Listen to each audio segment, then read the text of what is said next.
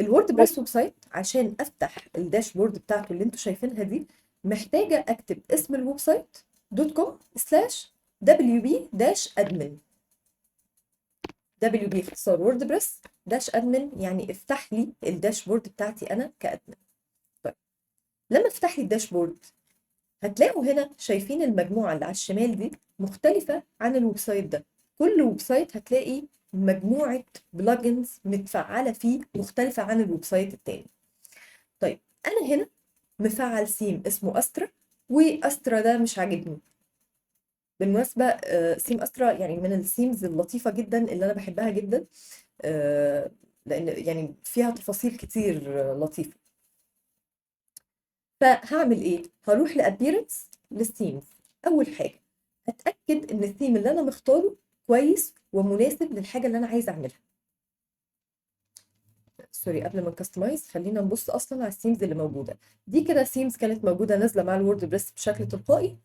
لو انا عايزه اضيف ثيم مختلف زي مثلا هعمله اي ليرنينج، فهكتب اي ليرنينج هيبدا يديني ثيمز جاهزه للكورسات فقط. طيب ايه فرق الكورس من البرودكت؟ ما هو ده بسعر وفيه تفاصيل وكذا. لا، الكورسز سيستم من جوه مختلف. البلجن اللي بيشغل الاي ليرنينج مختلف عن البلجن اللي بيشغل الاي كوميرس، مختلف عن البلجن اللي بيشغل حاجات تانية. فحسب انت عايز تعمل ايه تبدأ الاول تختار الثيم. طيب احنا اخترنا ثيم اسمه استرا. استرا ده نزل لي، تعالى كده نبص على الويب سايت نفسه عامل ازاي. نازل بألوان أبيض في بينك على الرايق، بس أنا مش عاجباني الألوان دي وعايز أغيرها. هعمل إيه؟ هروح أضغط على كاستمايز. من كاستمايز هلاقي شوية إعدادات أساسية، ودي حاجة أنا بعملها أول مرة وخلص. بقعد بقى إيه أستمتع بالسايت بتاعي. أول مرة أنا هدخل أعدل الخطوط، أختار الخطوط اللي أنا عايزها. عايز أرجع لأي سبب بعمل له باك. بختار الألوان، ودي نقطة مهمة جدا. مجرد ما بتغير الويب سايت وبتخليه بألوانك بتلاقي نص الموضوع خلص. فأنا هنا هختار مثلا إنه اللون الأساسي يبقى أحمر، و شايفين هنا بدأت الألوان تتغير إزاي؟ هنا هختار اللون الأساسي يبقى أزرق. أي ما كانت ألوانك ابدأ من هنا غير الألوان، هتحس إن السايت بقى بتاعك خلاص. جميل، خلاص عدلت الألوان. اروح للكونتينر. يعني ايه كونتينر؟ الشاشه اللي احنا شايفينها دي ليها حواف، ليها حدود يمين وشمال. فانا عايزه الحدود بتاعتي تبقى ضيقه، ولا تبقى نورمال عاديه، ولا تبقى فول ويدز بالعرض الكامل. عاده احنا بنخلي الصفحات الاساسيه عرض كامل، وده هيظهر اكتر اكتر في البلوك. هو هنا ما عندوش بلوك بس يعني هفرجها لكم كمان شويه. جميل. ودايما بخلي الصفحه الاساسيه انبوكسد، فممكن نخليها نورمال عادي وانبوكسد، وبسيب باقي الاعدادات زي ما هي. عامه لما بسيب الاعدادات زي ما هي بلاقي الموضوع برضو لطيف مش وحش. هنا ببدا اختار شكل البوتن، الوان البوتنز اللي انا عايزها. انا عايز البوتن يبقى لونه احمر، بس لما اهوفر عليه يبدا يغير لي اللون بتاع الكتابه. دي برضو نقطة مهمة، انه دايما عندي كلر وعندي حاجة اسمها هوفر. الهوفر ده لما اكليك على الحاجة يبدأ تظهر بشكل مختلف. الحاجة دي هنا سواء ايكونز، سواء تكست، سواء اي حاجة انا عايزها فيها لونين. اخد بالي انه في حاجة لون او خلينا نقول اعداد بيأثر على الشيء الاساسي، واعداد بيأثر على الهوفر بتاعه، على الوقوف بتاعه. فمثلا انا واقفه على الصوره، مجرد ما انا واقفه ده الاعداد الاساسي. لما اقف عليها ومجرد وقفت ما ضغطتش يديني هوفر ان هي مثلا تعمل زوم ان او زوم اوت، تكبر تصغر تعمل حركه مختلفه. نروح للهيدر. يعني ايه الهيدر؟ الهيدر ده جزء اساسي جدا جدا من الصفحه، هو الشريط اللي فوق ده. طيب الهيدر في منه اشكال كتير. انا هنا بتحكم في الهيدر من الكاستمايزيشن بتاع الثيم نفسه. الثيم اللي انا دخلت عليه بيدعم فكرة التعديل في الهيدر. في ثيمز تانية كتير مش بتدعم ده. فعشان كده برضو انا بفضل جدا اتعامل مع لانه بيوفر لي ان انا اتعامل مع الهيدر والفوتر، الهيدر والفوتر بشكل سلس وسريع. فانا مجرد ما نزلت للفوتر تحت وضغطت على علامة القلم دي قدرت اعدل فيه عشان اشيل واظبط الشكل اللي مش عاجبني تحت ده. طيب خليني نرجع لمرجوعنا ونشوف جزء جزء. احنا وقفنا فين؟ احنا بصينا على الجلوبال، ودلوقتي في الهيدر. في الهيدر الهيدر متقسم لاكتر من جزء. الجزء الاول ده هحط فيه منيو، الجزء التاني هحط فيه لوجو، الجزء التالت هحط فيه السيرش والكارت والاكاونت لو شخص عنده اكاونت فيبدأ يدخله بشكل سريع. طيب في ناس تحب تحط فوق التكست كده فيه رقم التليفون والعنوان. مجرد ما هضغط على علامة الزائد دي، تعالى نضيف مثلا secondary menu، لا بلاش نضيفها widget. اوكي، والويدجت دي نبدأ ندبل كليك عليها ونقول له انا عايزه اضيف تكست. ما هو التكست نوعين، نوع هيدنج يعني عنوان رئيسي، فبعمل H1 H2 وكذا، اللي هي العناوين والعناوين الفرعيه والفرعيه من الفرعيه، او بعمل باراجراف اللي هو التكست العادي. فانا هكتب هنا انه موبايل نمبر 0 كذا كذا كذا، هيظهر لي بالمظهر ده فوق. حلو، جميل. هنا في الويدجت ممكن اضيف كمان السوشيال ميديا بلاتفورمز بتاعتي، فهختار السوشيال ميديا، هبدأ اختار البلاتفورمز اللي انا عايزه اضيفها فوق. كل بلاتفورم هختارها هدخل اليو ار ال بتاعها، فيبقى اليوزر قدامه الجزء ده على طول.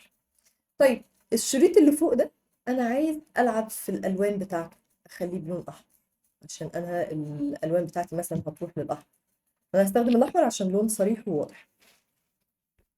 فانا ما عملتش اي حاجه اكتر من ان انا ضغطت على علامه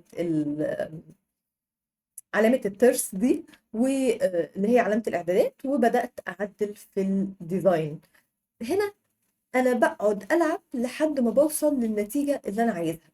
يعني ما تتخيلش ان انت هتوصل لنتيجه يعني سهله وواضحه وسريعه قبل ما تتعامل في الكلام ده كتير وتمارسه بايدك وتشتغل وتطلع الويب سايت بايدك. طيب احنا عملنا ظبطنا الهيدر زي ما احنا عايزين، حطينا فيه كل الاليمنتس اللي احنا عايزينها. هرجع تاني باك وهرجع للاعدادات بتاعتي.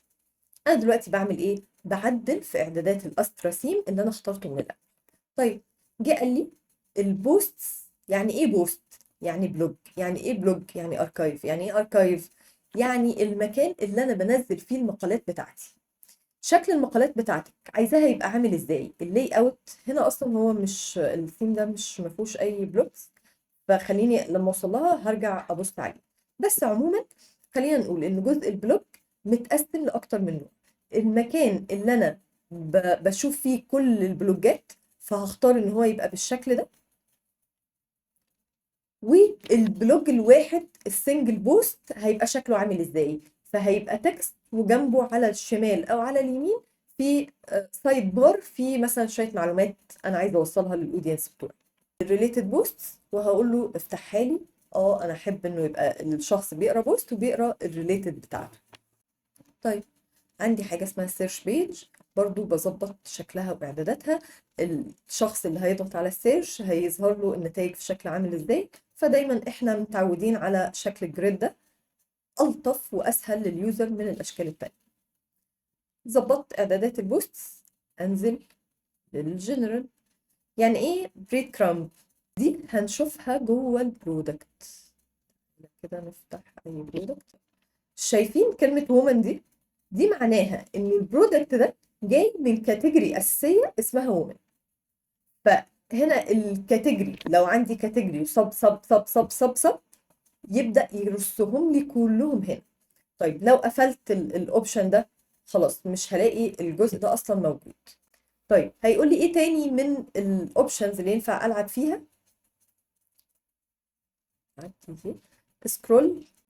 سكرول للتوب. العميل لما بينزل تحت يلاقي الاليمنت دي بتطلعه بسهولة بدل ما يقعد يسكرول يسكرول يسكرول.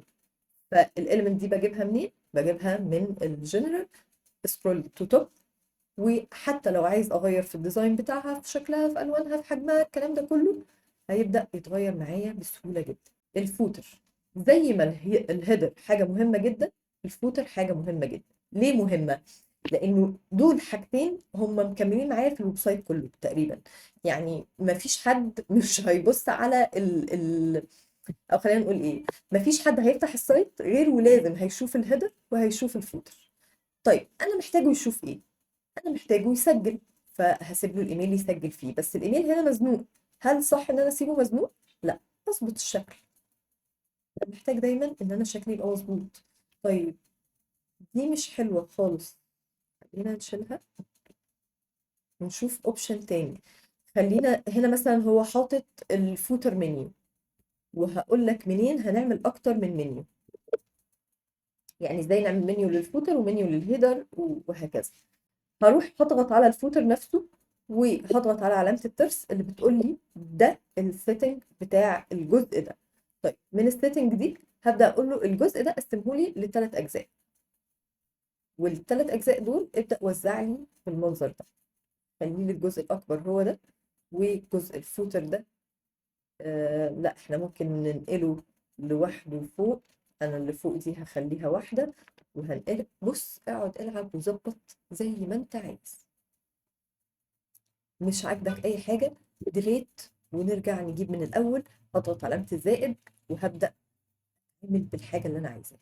في ناس كتير جدا تحب جدا ان هي تحت تضيف صورة، ناس تانية تحب تضيف السبسكرايب وسجل ايميلك وكذا. انت شوف محتاج ايه وابدأ عدل. طيب شكله مش عاجبني، هروح فين؟ سوري مش هنا خالص. هروح فين؟ اضغط على الاليمنت وهبدأ اروح للديزاين وابدأ اعدل الشكل. انا هصغره، انا هكبره، انا هغير الوانه. اعمل ما يحلو لك. يعني ايه كليكابل، والفلكسبيليتي فيه عالية جدا جدا جدا. زي مثلا انا عايز شفتوا التغيير اللي حصل هنا؟ انا عايز شكل المربع ده يبقى فيه كيرف معين. لا ده انا عايزه كله يبقى دوائري، يعني يبقى دايره. فهعمله هديله كيرف من الاربع جوانب لحد ما يبقى دايره، وهكذا. تفضل عدل وظبط لحد ما توصل للنتيجه والالوان والشكل والتفاصيل اللي انت محتاجها.